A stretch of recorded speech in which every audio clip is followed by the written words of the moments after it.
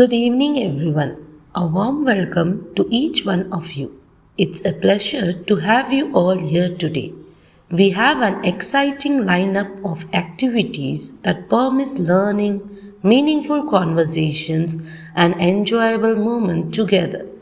So, let's begin our program with enthusiasm and positive energy. Arthamulla Argument, where ideas meet perspectives.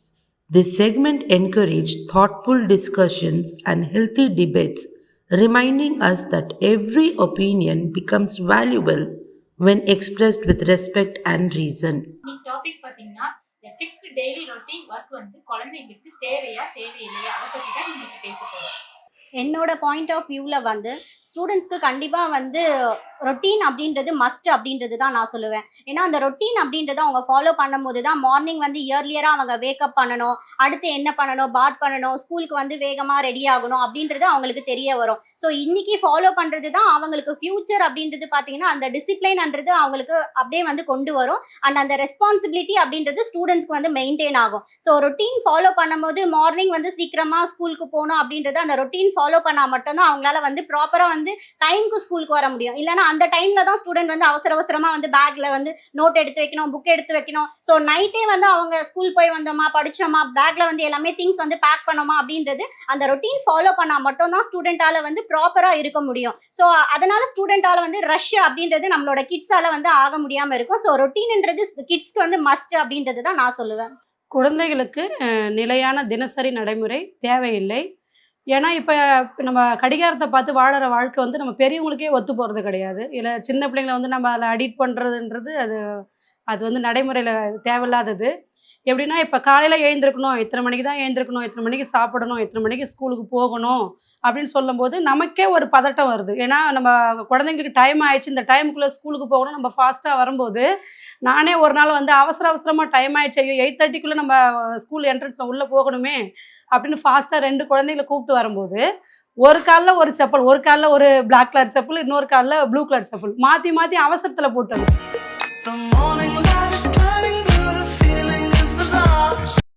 So அந்த அவசர வாழ்க்கை வந்து இப்போதைக்கு தேவையில்லாதது. நம்ம பெரியவங்களுக்கே ஒத்து போகலை, இல்லை சின்ன பிள்ளைங்களுக்கு அந்த நேரத்தை வந்து திணிக்கிறது தேவையில்லாதது. நான் வந்து என்ன சொல்கிறேன்னா, டொமஸ்டிக் ரொட்டீன் லைஃப் வந்து குழந்தைங்களுக்கு கண்டிப்பாக பழக்கப்படுத்தணும் அப்படின்னு தான் நான் சொல்லுவேன்.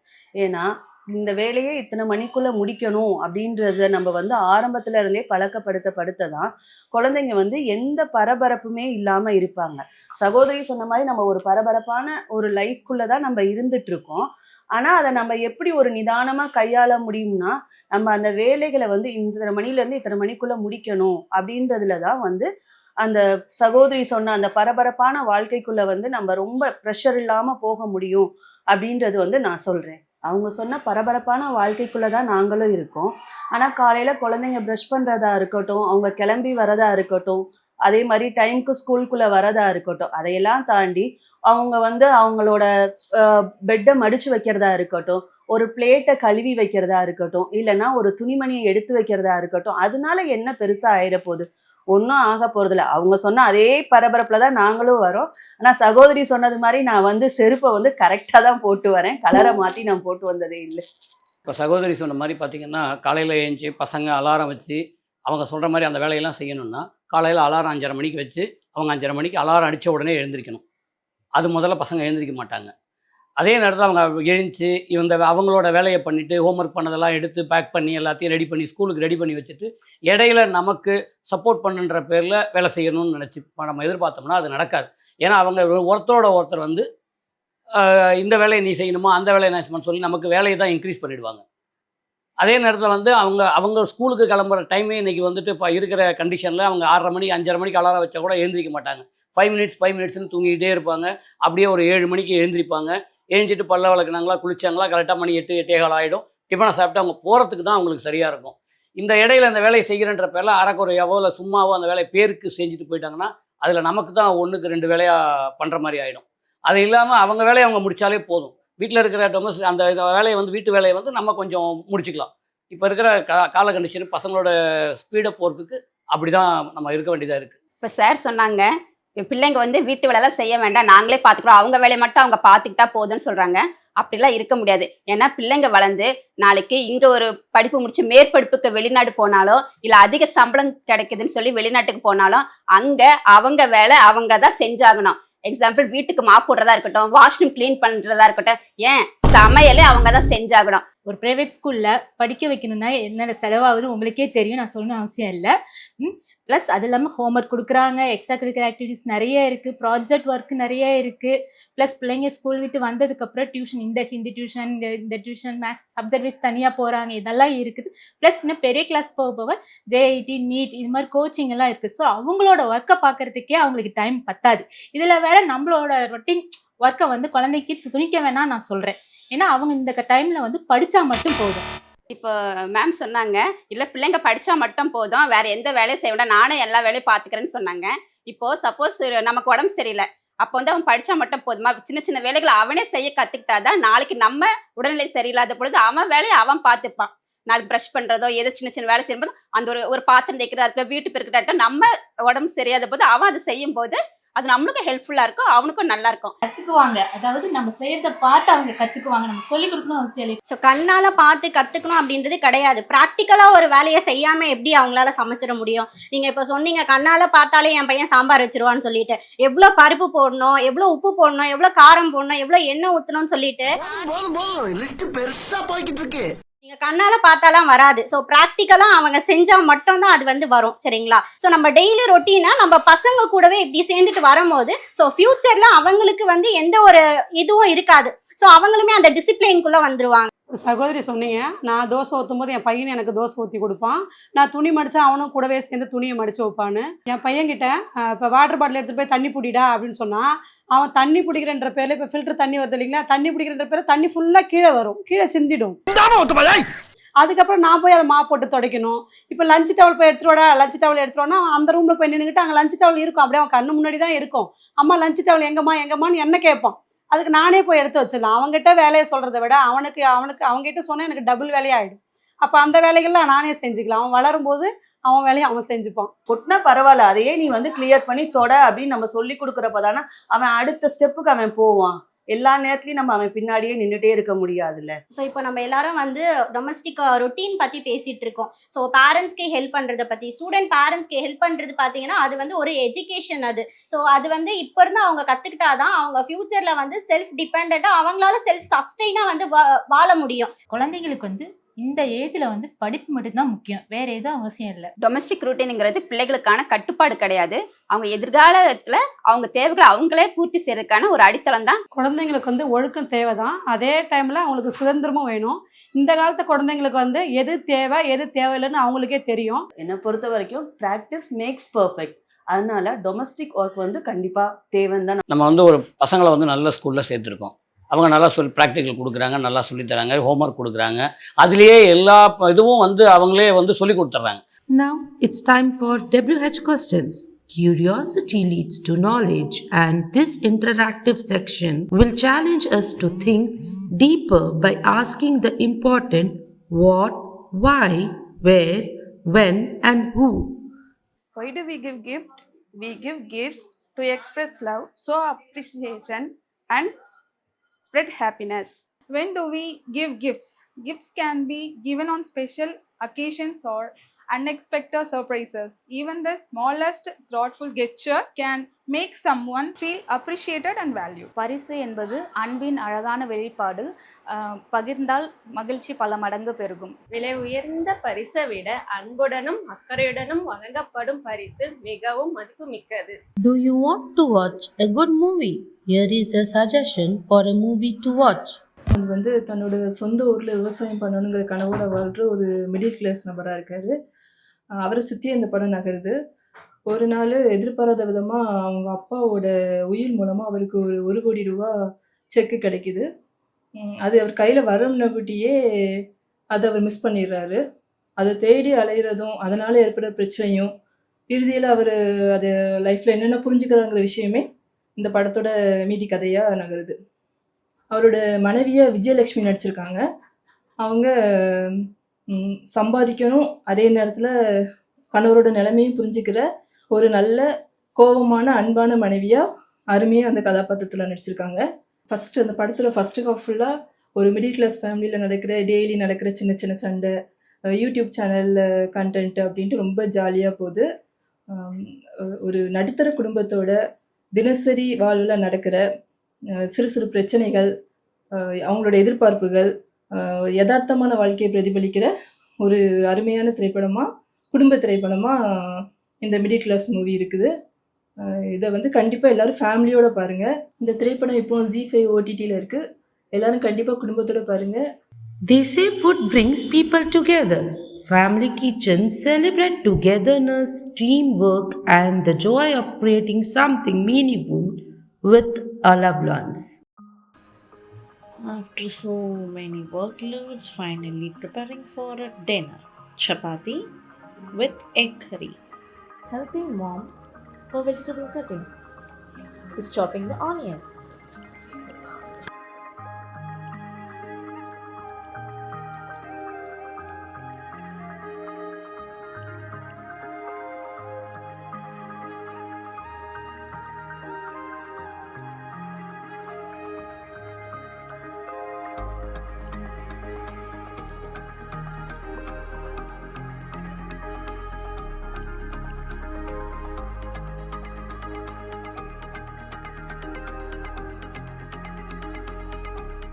Our next segment, Caring and Sharing, remind us of the importance of kindness, empathy, and generosity.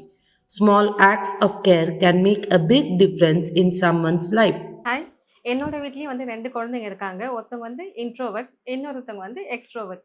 ஒருத்தவங்க வந்து எப்போ பாரு நிறைய செய்யணும், நிறைய பண்ணணும், ஏதாச்சும் பண்ணிகிட்டே இருக்கணும் அப்படின்னு வந்து என்கிட்ட ஏதாவது கண்டென்ட் ஷேர் பண்ணிகிட்டே இருப்பாங்க. இன்னொருத்தவங்க வந்து கம்மியாக பண்ணுவாங்க, ஆனால் பர்ஃபெக்டாக பண்ணுவாங்க. இவங்க 2 பேரையும் நான் எப்படி கொண்டு போகிறேங்கிறத சில டிப்ஸ்லாம் இங்கே ஷேர் பண்ணுறதுக்கு வந்திருக்கேன். என்னோட ஒரு குழந்தை வந்து நான் பண்ணுறது எல்லாருமே ஃபாலோ பண்ணிகிட்டே இருப்பாங்க. நான் எப்படியெல்லாம் வந்து வீட்டில் ஒர்க் பண்ணுறேன், மற்றவங்களோட எப்படி அப்ரோச் பண்ணுறேன், ஒரு விஷயத்தை எப்படி வந்து அந்த டார்கெட் டைமில் முடிக்கிறேன் அப்படிங்கிறத வந்து ஃபாலோ பண்ணிகிட்டே இருப்பாங்க. யூஷுவலாக நான் வந்து வீட்டில் வந்து நைட் டைமில் ஒரு டைம் டேபிள் ஃபாலோ பண்ணுவேன். நாளைக்கு என்னென்ன ஒர்க் இருக்குது, இதெல்லாம் எப்போ முடிக்கணும், நெக்ஸ்ட் வீக் என்ன ஒர்க் இருக்குது, இந்த மந்தில் என்ன ஒர்க் இருக்குன்னு சில டைம் டேபிளில் ஃபாலோ பண்ணுறது என்னோட பழக்கம். அதை என்னோட ஒரு குழந்தை வந்து ஃபாலோ பண்ணிகிட்டே இருப்பாங்க. இன்னொரு குழந்தையும் வந்து நான் என்ன பண்ணுறோம், வீட்டில் என்னென்ன பண்ணுறோம், எந்தெந்த ஒர்க்லாம் இருக்குதுன்னு வந்து லிசன் பண்ணிகிட்டே இருப்பாங்க. ஆனால் அவங்க டைம் டேபிள்லாம் ஃபாலோ பண்ண மாட்டாங்க. அவங்களோட ஒர்க்கை வந்து ஆனால் முடிச்சிருவாங்க.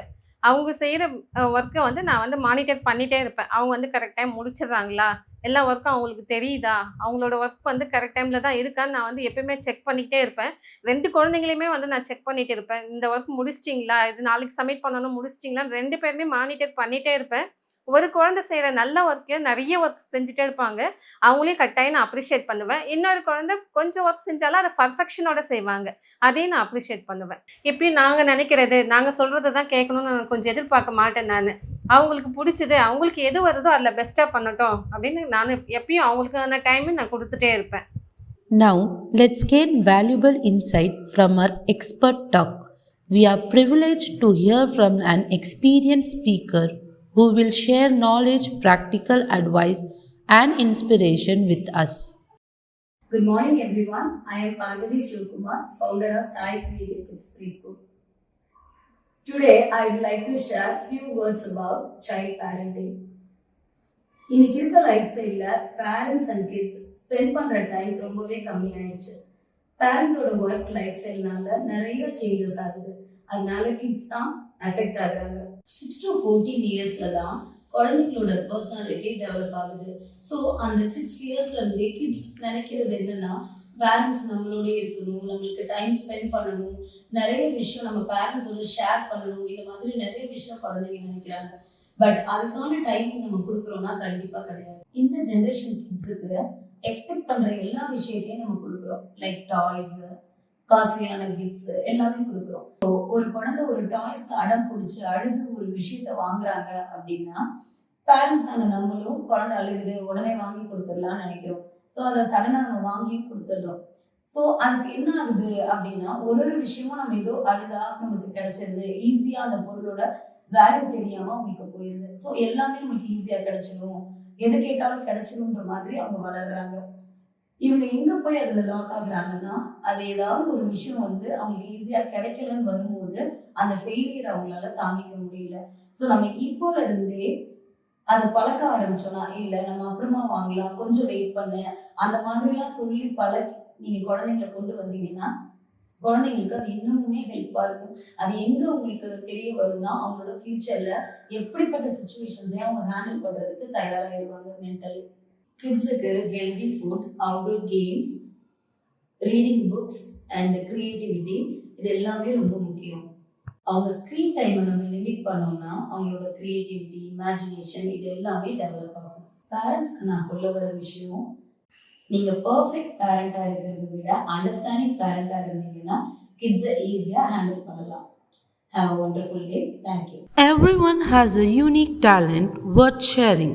In our shared skill segments, we will witness practical abilities and creative ideas that can inspire us to learn something new.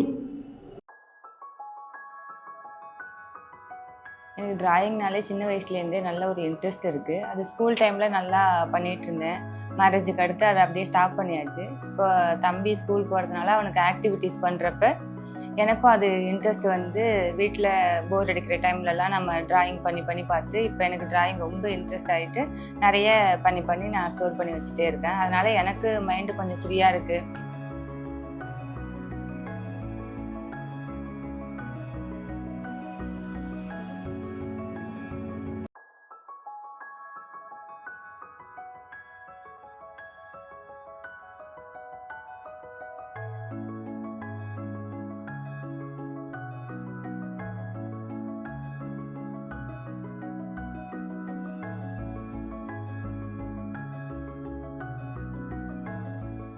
Next is Avanum Nanum, a special segment that highlights relationship, understanding, and the importance of seeing life from another person's perspective.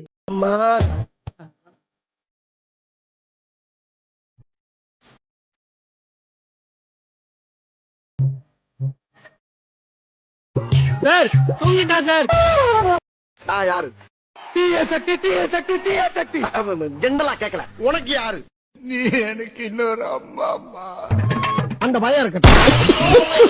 All strong community is a place of joy and belonging which builds a healthy relationship.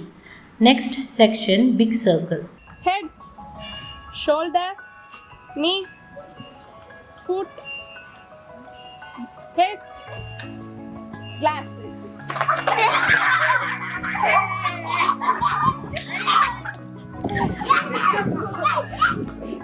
Okay, again one time. 2, 3, 4.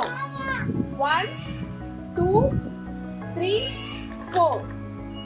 1, 2, 3, 4.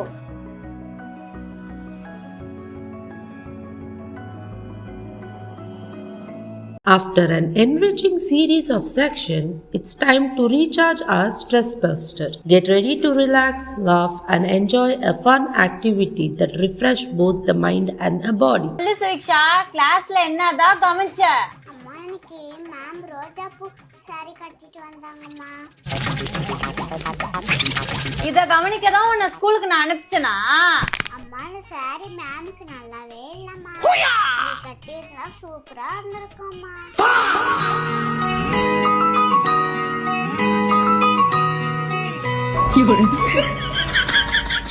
As we have come to the end of today's program, we hope each section has offered something valuable, whether it was a new idea, a useful skill, or a meaningful connection. Thank you to all our speakers, participants, organizers, and every one of you for making today's program memorable. Your enthusiasm and involvement truly made a difference. Have a wonderful day ahead, and we look forward to seeing you again. Thank you. Don't forget to like, comment, and subscribe.